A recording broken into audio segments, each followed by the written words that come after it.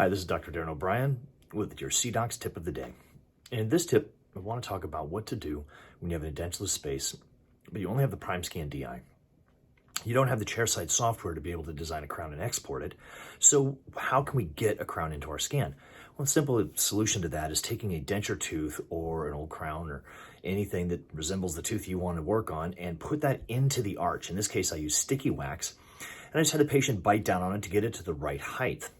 Now, you can use resin if you want to bond it to the adjacent teeth. It gets it a little more stable. The downside to that is you then have to clean the resin off after you've taken the scan. The ease with something like putty or rope wax is it's very cheap, and you just have it placed in and it holds it.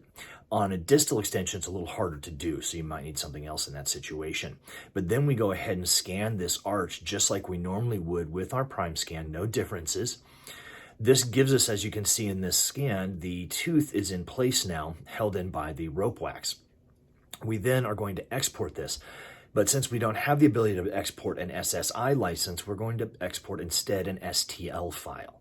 Now, the STL file will take out the entire model. It doesn't have a restoration, just the model. That's why you had to have a tooth in there to place it in the model.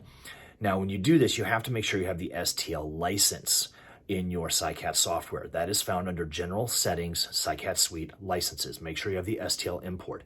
You're then going to be able to import your model with the fake tooth as part of the model in the edentulous area. From there, you can then go ahead and place your implant. You will not be able to automatically drop it into place like you would with an STL or an SSI file, but you still have the ability to have the crown there to design what you want. So I hope this helps with the tip of the day.